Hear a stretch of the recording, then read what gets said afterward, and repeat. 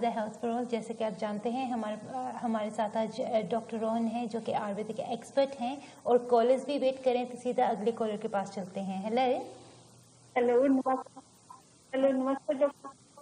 नमस्कार डॉक्टर साहब, मैंने पूछना था कि मैं ना कुछ भी खाना खाती हूँ या तो पेट में पेन होता रहता है और या फिर है ना वो फूड है ना डाइजेस्ट नहीं होता।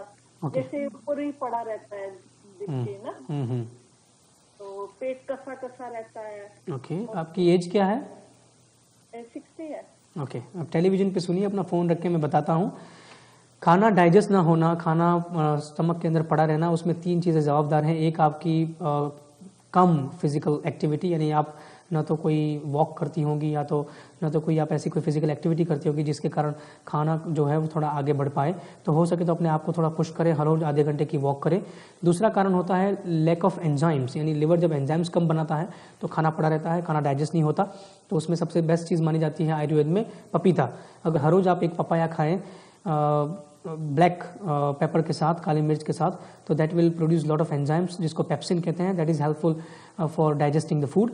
और तीसरी बात बहुत ज़रूरी जो है वो है पानी। अगर आप फ्लूइड इंटेक प्रॉपरली कर रही हैं तो खाना जो है वो लिक्विड फॉर्म में जाके इजीली डाइजेस्ट हो सकता है। ड्राई चीज़ें कम खाएं, हो सके तो 3 मील्स में ब्रेकफास्ट, लंच और डिनर उस तीनों में कुछ ना कुछ लिक्विड रखें, जैसे कि milk in the morning, afternoon में अगर आप दाल खा रही हो तो शाम को आप सूप खाएं, तो that will help you. Thank you so much doctor Rohan. अभी हमारे पास एक और कॉलर है, उनसे बात करते हैं। Hello.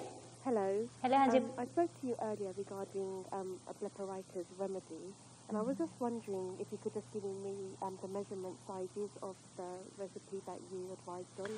Okay, the best thing to do is give me a call after this program on my feedback number. I will explain you properly. Yeah? Okay, thank you. Thank you. Thank you so much. तो सभी viewers को याद दिला दूं कि अगर आप doctor Rohan के साथ ऑफर आज बात करना चाहते हैं तो जो नंबर इस वक्त स्क्रीन के ऊपर लिखा आ रहा है, इसी नंबर पर आज रात 9 बजे तक डॉक्टर रोहन आपकी कॉल लेंगे और शो के आखिर में लास्ट 5 मिनट्स में डॉक्टर रोहन का फीडबैक नंबर भी आएगा जिस पर आप इनको कॉन्टैक्ट कर सकते हैं। सीधा चलते हैं अपने अगले कॉलर के पास।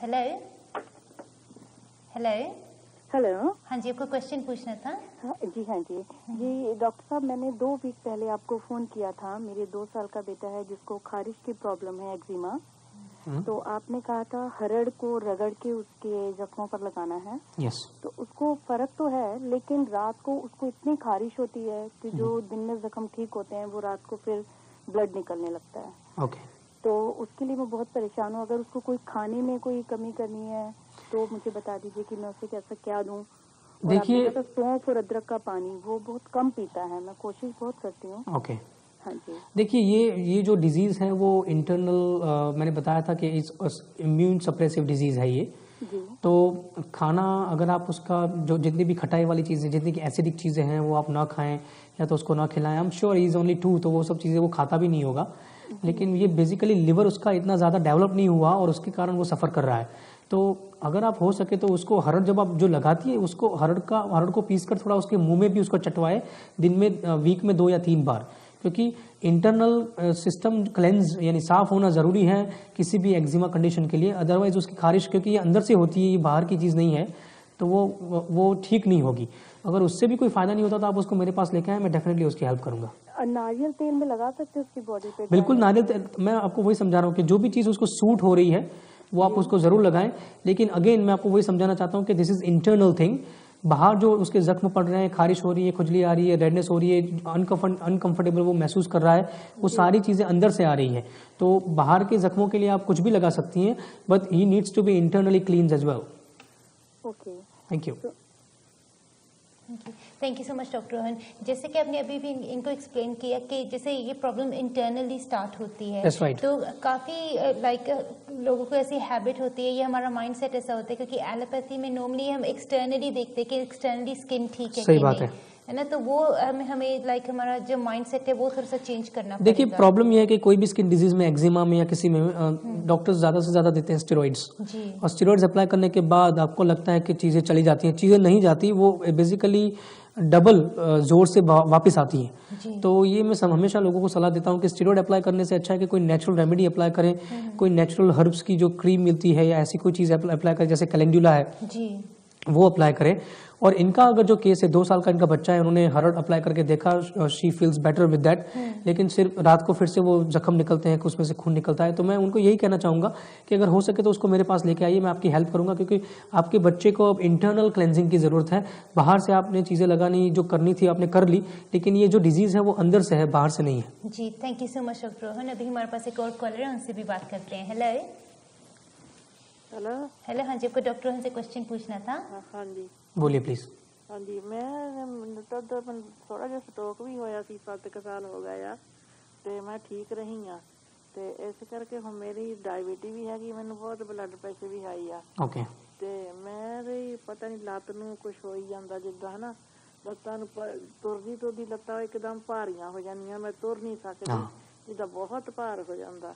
ਤੇ ਰਾਤ ਨੂੰ ਸੌਂਦੀ ਆ ਤਾਂ ਮੈਨੂੰ ਲੱਤਾਂ ਜਿੱਦਾਂ ਮੈਗਨੇਟ ਨਾਲ ਨਹੀਂ ਜੁੜ ਜਾਂਦੀਆਂ, ਏਦਾਂ ਨਾ ਇੱਕਦਮ ਵੱਖ ਨਹੀਂ ਲੈ ਸਕਦੀ, ਬਹੁਤ ਭਾਰੀਆਂ ਹੋ ਜਾਂਦੀਆਂ। ओके ओके, आप सुनिए टेलीविजन पे मैं समझाता हूँ। इनकी तकलीफ है, इनको डायबिटीज़ है, ब्लड प्रेशर है। चलने के दौरान उनको ऐसा लगता है कि उनकी जो लातें हैं वो भारी हो गई है। रात को सोने के टाइम पे भी अगर वो किसी भी साइड पर अगर वो घूमना चाहती है तो वो उनके जो लेग्स हैं वो बहुत ज़्यादा हैवी हो जाते हैं।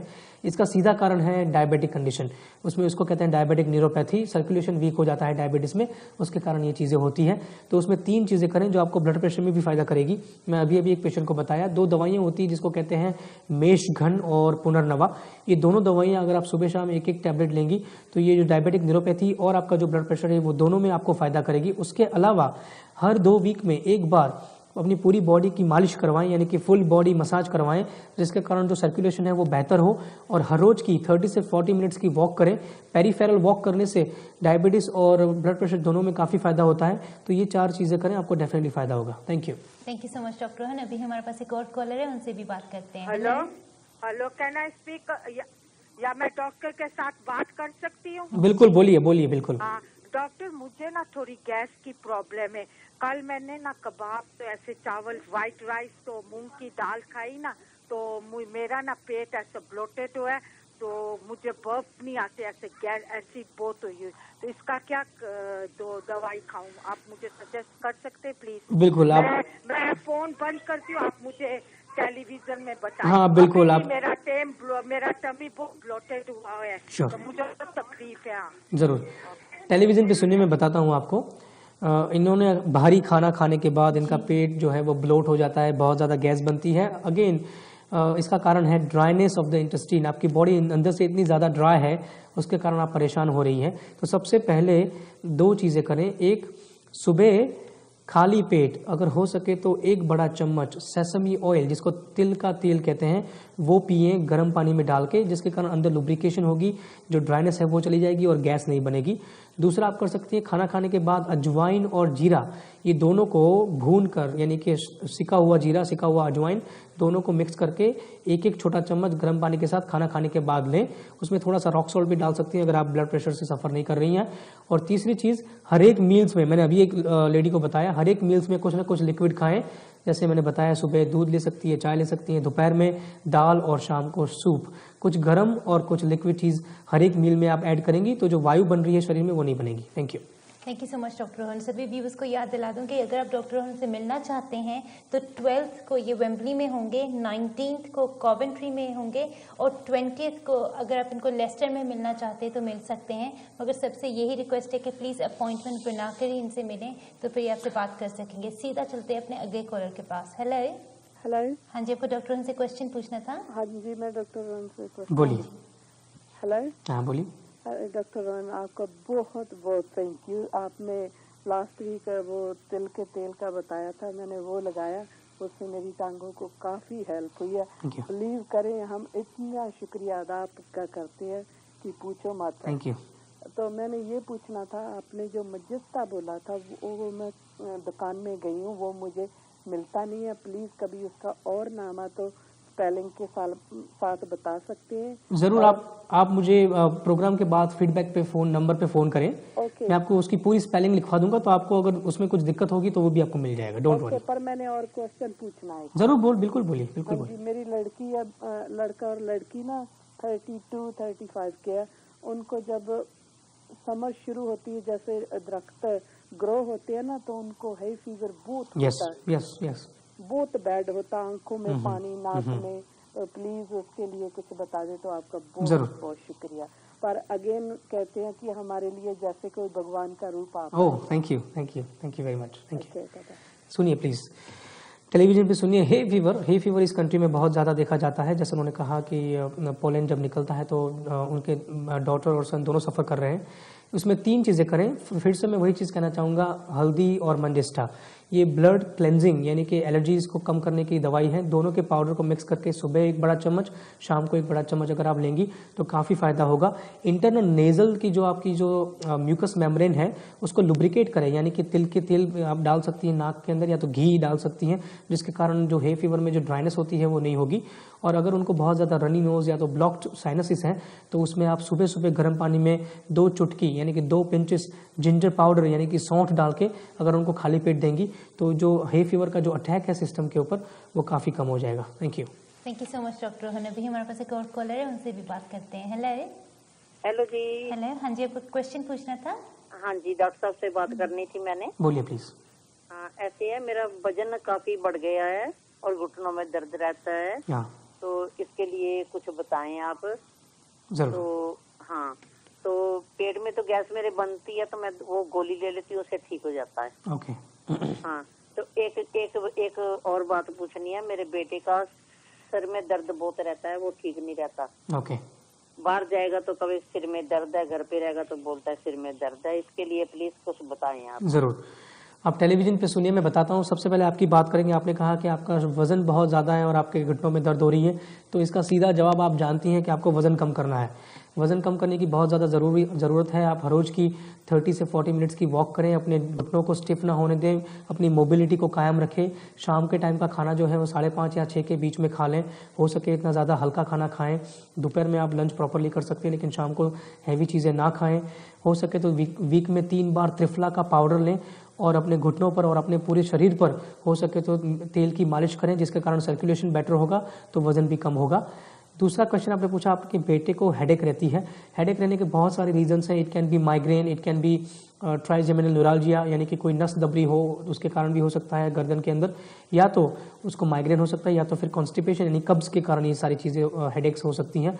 तो उसमें आप उसको कहें कि हरड़ जो मिलती है बाजार में, वो हरड़ का पाउडर अगर वो हर रोज़ रात को सोने के टाइम पे गर्म पानी के साथ 1 छोटा चम्मच ले, उससे उसको काफ़ी फ़ायदा होगा।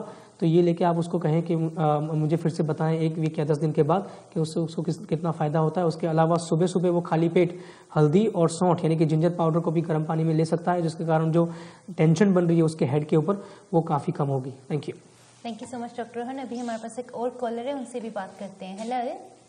हेलो, हाँ जी, आपको क्वेश्चन पूछना था? हाँ जी, बोलिए। हाँ जी डॉक्टर रोहन, मैं ਤੁਹਾਨੂੰ ਪੁੱਛਣਾ ਚਾਹੁੰਦੀ ਹਾਂ, ਮੈਨੂੰ ਰਾਤ ਨੂੰ ਨੀਂਦ ਬਿਲਕੁਲ ਨਹੀਂ ਆਉਂਦੀ। ਓਕੇ। ਮੇਰੀਆਂ ਅੱਖਾਂ ਮਤਲਬ ਸਾਰਾ ਦਿਨ ਐ ਰਹਿੰਦੀਆਂ ਜਿੱਦਾਂ ਬਹੁਤ ਥੱਕੀਆਂ ਸਵੈਲ ਹੋਈਆਂ ਹੁੰਦੀਆਂ। ਓਕੇ। ਮੇਰੇ ਡਾਕਟਰ ਨੇ ਮੈਨੂੰ ਮਤਲਬ ਨੀਂਦ ਦੀਆਂ ਦਵਾਈਆਂ ਵੀ ਦਿੱਤੀਆਂ, ਮੈਂ ਉਹ ਵੀ ਖਾਂਦੀ ਆ, ਪਰ ਉਹ ਜ਼ਿਆਦਾ ਗੁੱਡ ਨਹੀਂ ਹੁੰਦੀਆਂ, ਸੋ ਮੈਂ ਅਵੋਇਡ ਕਰਦੀ ਆ। ਓਕੇ। ਮੈਂ ਕੀ ਕਰ ਸਕਦੀ ਹਾਂ ਜਿਹਦੇ ਨਾਲ ਮੈਨੂੰ ਨੀਂਦ ਪ੍ਰੋਪਰ शाम ਨੂੰ ਆਵੇ? ओके, आप टेलीविजन पे सुनिए, अपना फ़ोन रख के मैं बताता हूँ। She is suffering from insomnia, जिसको अनिद्रा कहते हैं। रात के टाइम पे उनको नींद नहीं आती। सबसे पहली चीज़ इसमें मैं कहूँगा कि ये पिट्यूटरी इरिटेशन के कारण होता है। स्पेशली वुमेन में मेनोपॉज के बाद या मेनोपॉज के दौरान एक ग्लैंड होती है, पिट्यूटरी ग्लैंड, वो जब इरिटेट हो जाती है तो फिर नींद आनी बंद हो जाती है। उसमें पूरी रात लॉन्ग टाइम तक नींद नहीं आती, या तो नींद आने के बाद बहुत जल्दी नींद खुल जाती है और फिर से नींद नहीं आती। तो ये सारी चीज़ में सबसे पहले आप गर्म दूध के अंदर काली मिर्च और केसर, जिसको ज़ाफ़रान कहते हैं, वो डालकर उसको उबालकर रात को सोने के टाइम पर वो गर्म दूध पिएं, जिसके कारण जो सर्कुलेशन है वो काम डाउन होगा, उससे आपको काफ़ी फ़ायदा होगा। दूसरी चीज़ जो टैबलेट मिलती है नेचुरल है, वो है वेलेरियन जो है, अगर वो आप 2 कैप्सूल्स रात को सोने के टाइम पे लेंगी तो आपको सोने में काफ़ी फ़ायदा होगा। उसके अलावा अगर हो सके तो अपने कमरे में जहाँ पे आप सो रही हैं वहाँ पे सारी जितनी भी इलेक्ट्रॉनिक चीज़ें हैं, मोबाइल, लैपटॉप्स, टेलीविजन्स, वो सारी चीज़ें स्विच ऑफ कर दें, या तो उसको रूम में से बाहर निकाल दें। कई बार जो उनके रेज होते हैं वो भी सोने में काफ़ी डिस्टर्बेंस करते हैं, तो ये सारी चीज़ आप कर सकते हैं। Thank you so much doctor Rohan. अभी सीधा चलते हैं अगले कॉलर के पास। हेलो, हाँ जी, आपको क्वेश्चन पूछना था? हाँ जी डॉक्टर रोहन सर। बोलिए प्लीज। हाँ जी डॉक्टर साहब, મને છે ને એસિડિટીનો બહુ પ્રોબ્લેમ છે ડોક્ટર સાહેબ. ઓકે.